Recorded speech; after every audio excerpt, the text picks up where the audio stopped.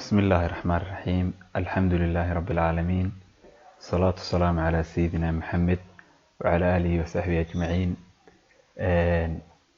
السلام عليكم مركلة أرضي رمضان كريم.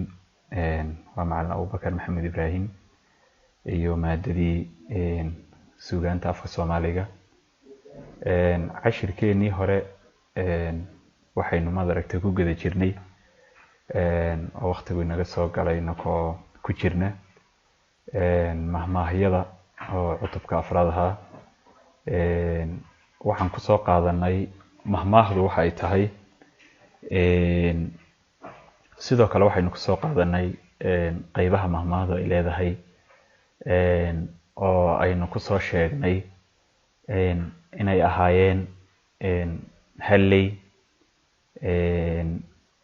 oon ilaa form 3 soo qaadanay, labaaley oon maanta qaadanayno cashirkeena labaadino ah, sidoo kale saddexley. labadaas baa maanta ina khuseeya. mahmaahyadu sidaad arkayso waxa weeyaan mar waa halley, mar waa labaley, mar waa saddexley, marna waa afarley, marna waa shanley, marna waa lixley, marna waa sagaaley, marna waa 12 ley.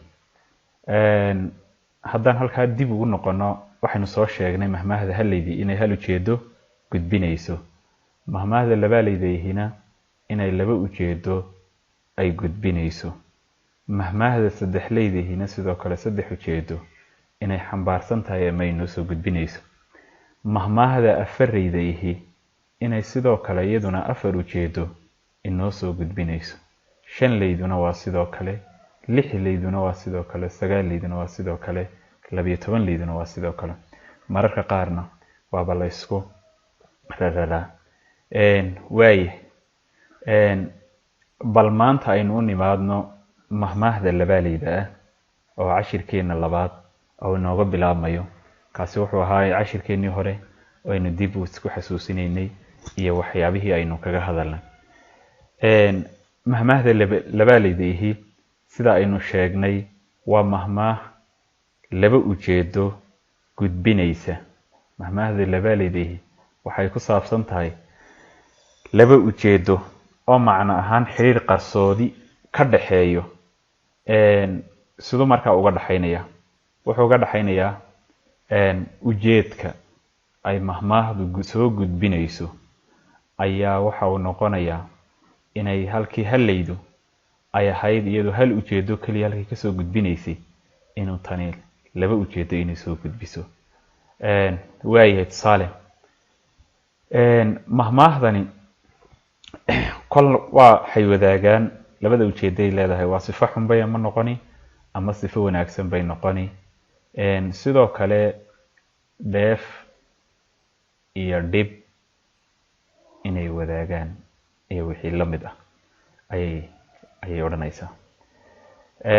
waaye tusaale, waxa layna yidhi mahmaahdeennan waxayna leedahay nin reer u weyn iyo naag umulisa midba sida uu wax u og yahay wax uma sheego. baladaalkaa u fiirso.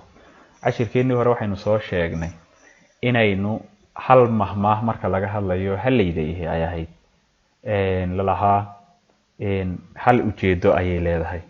tanina laba ujeedo oo waxay isku laran ama isku sidkan mahmaahdan oo labadii ujeedo ay gudbinaysayba ay inooga cad yihiin halkan. waaye waxa la yidhi mahmaahdan waxayna tusaysaa qofka weyni hadallada uu isleeyahay waxbaa kaaga imani ama dhib baa kaaga imanaysa inuu afkiisa ka ilaaliyo oo uu ka warwareegaya. siduu uga warwareegaya? ninka weyni ama ninkii waxgaradka ahaa meel kasta oo la rabo inuu xitaa wax ka yidhaahdo ama wax ka jeediyo, ama mar alaaliyo marka uu ku soo halqabsanayo ama uu mahmaah adeegsanayo. sidii horey baan usoo sheegnay mahmaahda oo meel hadal badan qaadan lahayd soo koobaysa ayaa wuxuu afkiisa ka ilaalinayaa wixii dhib u keenaya isagoo ka warwareegaya mararka qaarna arrin loo baahnaaba si cad inuu uga warramo. taasina waxa ay sabab u tahay bayrta ama cabsida uu ka qabo cirib xumada ay keenayso arrintaas ay ka warramayso. sidoo kale hooyada umulsada ihina waa ujeedadii kale ee mahmaadan ay gudbinaysay. looma baahno inay hooyada ay ka umulisay ama hooyada ay ka dhacisay inay ka waranto oo iyadna dhib baa kaga imani iyo inay madaragtay hadhow waxba laga aqbali waaye.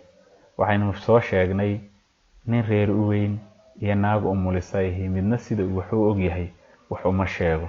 labada mahmaahdaasi oo labaalay ah inay laba ujeedo gudbinayso waaye.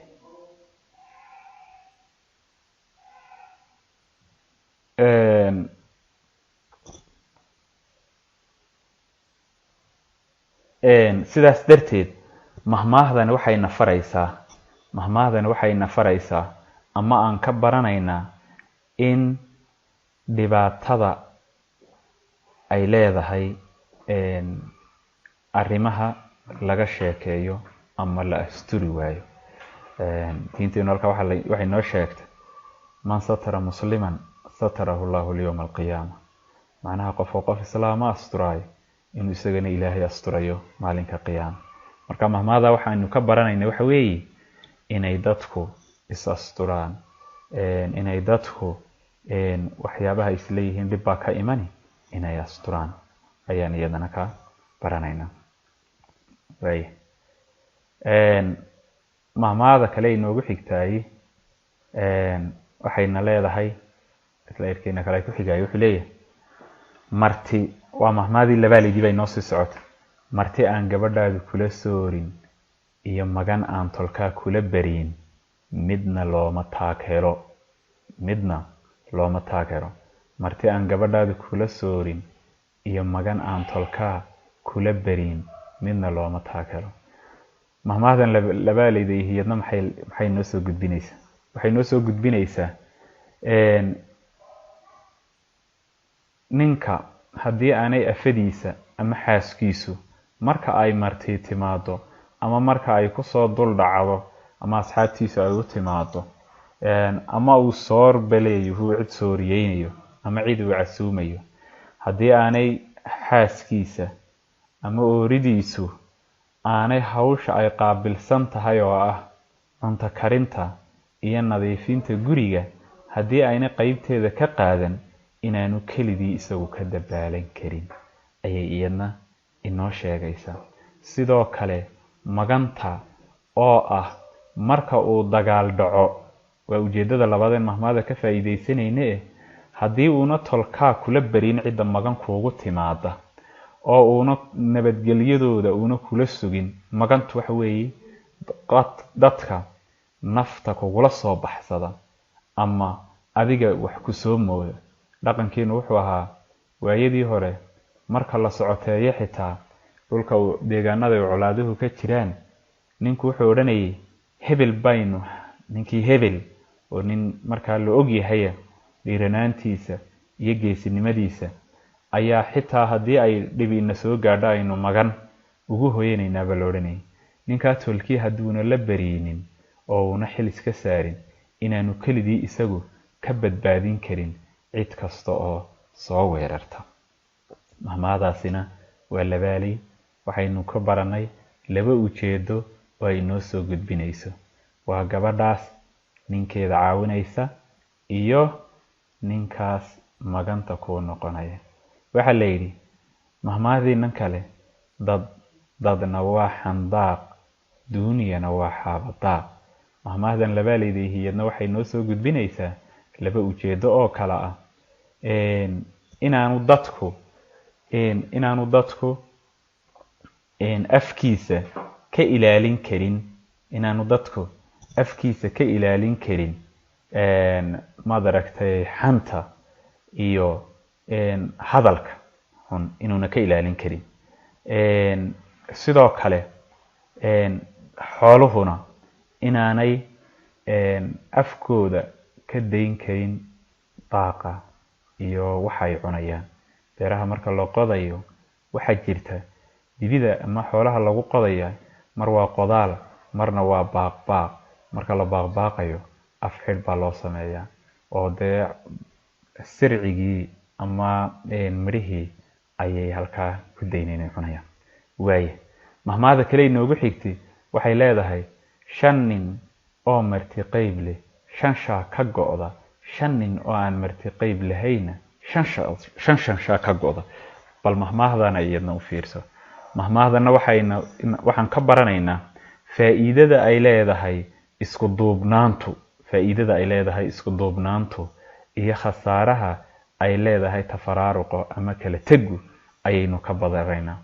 dhanka kale waxay noo tilmaamaysaa dadka aan midaysnayn ee kala daadsan kolka ay dhibi ku dhacdo sida uu mid walba culayska kelidii uu u dareemo ayaan iyadana ka baranaynaa.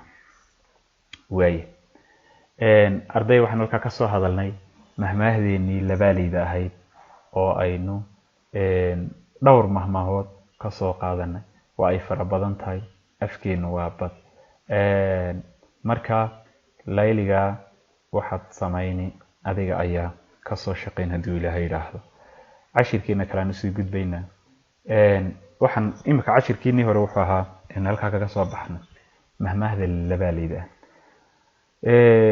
mahmaahda labaaleydahi waxaynu nidhi waxay ka hadlaysay laba ujeedo ayay soo gudbinaysa. mahmaahda saddexleydayna sidaan horeba usoo sheegnay iyaduna waxay ka hadli 3 ujeedo mahmaah gudbinaysa.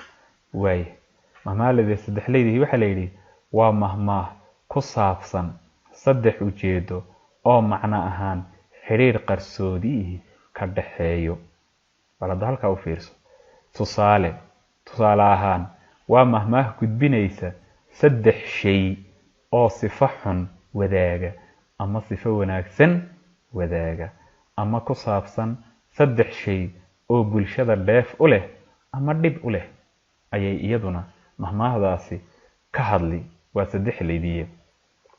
waaye tusaale 3 lagu waaniyey ceeb 3 lagu waaniyey 3 bay halis u tahay. balada halkaa u fiirso. waxaa layna yidhi 3 lagu waaniyey 3 bay halis u tahay. baleekada 3dii waa kuwan.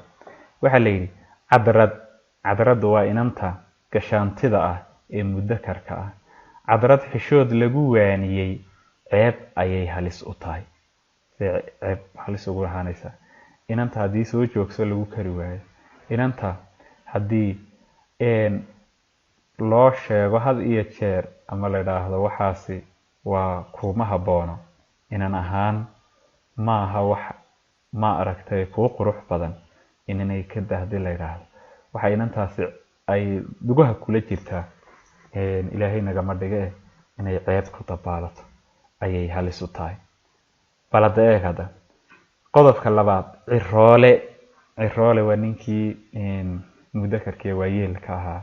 dantii lagu waaniyeyna cirib xumu halis u yahay. ciradu baa la yidhaahdaa 2 shayba waa ay ku timaadaa.